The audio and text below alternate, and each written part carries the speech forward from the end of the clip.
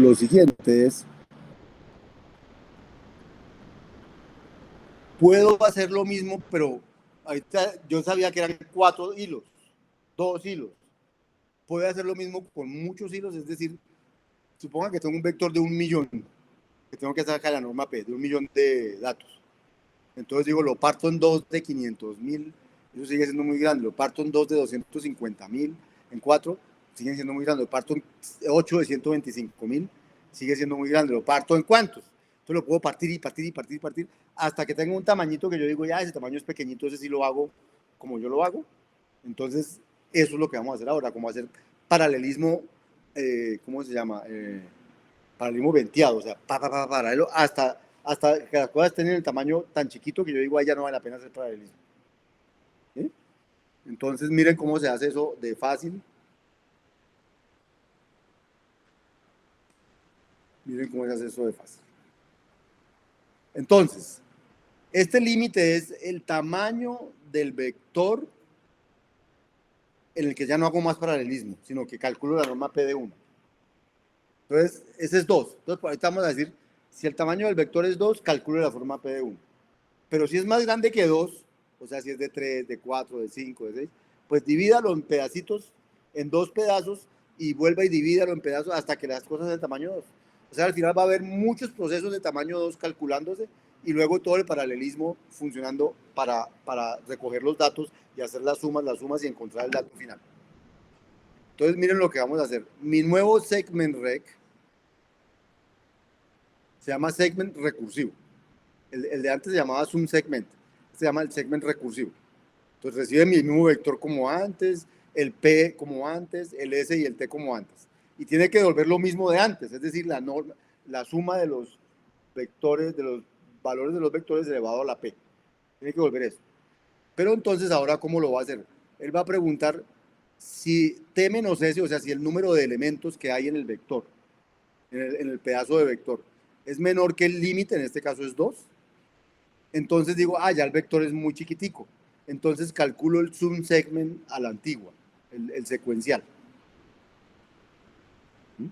Si no, digo, no, yo no voy a hacer eso así tan rápido. Voy a dividirlo en 2, calculo el punto medio S más T menos S sobre 2, lo guardo en M, y entonces digo, en paralelo corra el mismo segment rec, de S hasta M, y por otro lado el mismo segment rec, pero de M hasta T. Córralos en paralelo, coja sus resultados y súmelos. Y eso le da la suma, lo mismo que zoom segment del todo. ¿De acuerdo? Solamente que ahora está poniendo a correr en paralelo. Entonces, supongan que tuvieran 100 elementos en el vector. Entonces, él dice, lo parto en 2 de 50. Lo parto en 4 de 25. Los parto en 8 de 12 o de 13. Luego de 12 va a 6, luego de 6 va hasta 3, y luego el de 3 lo parte a 2. Solo ahí calcula. Y después empieza a sumar todas esas cosas con esos paralelos. Calcula los paralelos y los suma, los suma, los suma. O sea, va a haber como un árbol de cálculos. Ese árbol cuesta gestionarlo. Se llama como el árbol de la concurrencia. O sea, la concurrencia no es gratis. Porque usted arma un árbol de cosas concurrentes, pero después tiene que recoger las respuestas e irlas sumando. O sea, pero ese árbol tiene una altura de logaritmo, en este caso que es de A2, de logaritmo, que es menos que las sumas que se hacían con unas secuenciales. O sea, que puede que valga la pena. Entonces, este es el segment rec.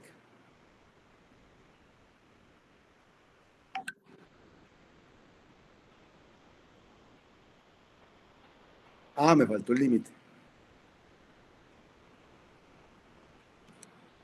El límite lo vamos a poner en 2. Lo puse en 2 porque mis ejemplos son vectores muy chiquiticos.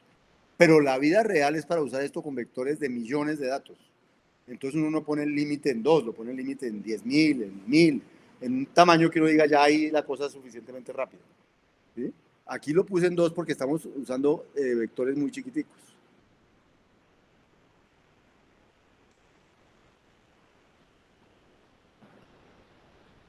Ya está segment rec. Y entonces la norma dice, pues averígüese la suma con segment rec y luego saque la raíz P.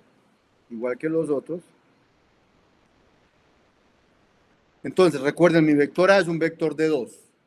Luego, como es un vector de 2, cuando me digan saque la norma del 0 al 1, a 2, que digo, ¿qué va a hacer? Pues va a decir, pues eso ya da 2, entonces lo va a hacer de la forma vieja. O sea que cuando yo invoque a pnorm rec a 2, realmente está invocando a subsegment porque él no está partiendo el vector en pedacitos, porque ya es suficientemente pequeño.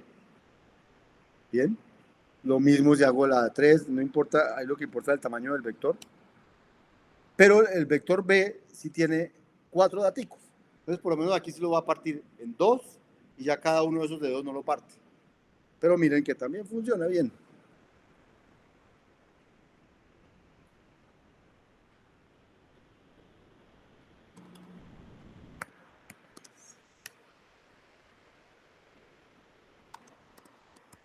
El 3.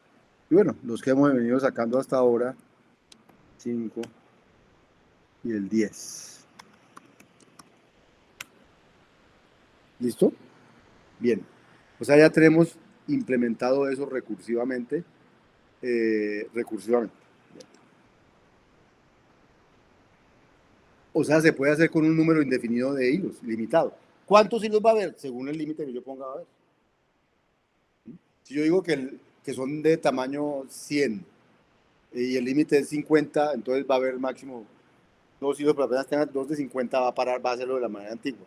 Pero si yo digo que en los tamaños 100 el límite va a ser 10, entonces cuando lleguen a tamaño 10 es cuando él va a parar. Pero lo importante hasta ahorita es que tenemos la solución a una tarea que era hacer una suma con muchos hilos. Primero lo hicimos con 2, luego con 4 hilos, y ahora lo estamos haciendo con tantos hilos como en el límite yo ponga. Eso son un montón de hilos. ¿Listo? Y funciona. Ahora, funciona significa que da el mismo resultado, lo cual es lo primero deseable. Pero la pregunta que uno tendría es, ¿y se hace en menos tiempo o no? ¿O el tiempo de gestionar la concurrencia se come lo que me gano en no ser concurrente? Entonces, con un ejemplo tan chiquito, seguramente no vamos, después vamos a ver ejemplos más grandes para poder ver los ganancias de tiempo. Pero por ahora lo que me interesa es ver que paralelizar no le hizo nada a la corrección. O sea, si la cosa era correcta secuencialmente, al paralelizarla quedó correcta paralela concurrentemente. O sea, que cuando tengan que hacer argumentaciones de por qué su programa concurrente está correcto, lo único que tienen que hacer es decir, no, es que si fuera secuencial está correcto. Entonces, si usted prueba que su secuencial está correcto, su programa concurrente tiene que estar correcto.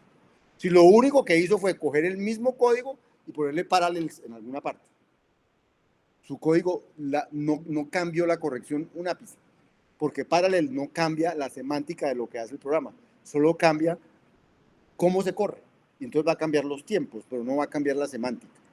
Entonces la corrección de un programa en paralelo con este paralelo de un programa funcional no va a cambiar porque le ponga paralelo.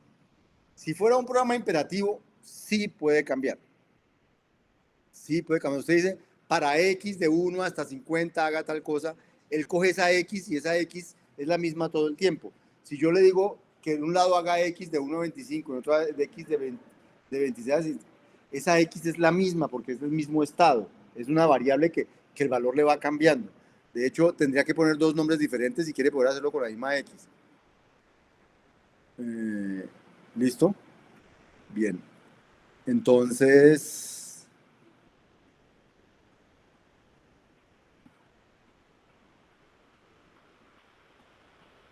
ya. Bien. Entonces vamos a parar de grabar ahí.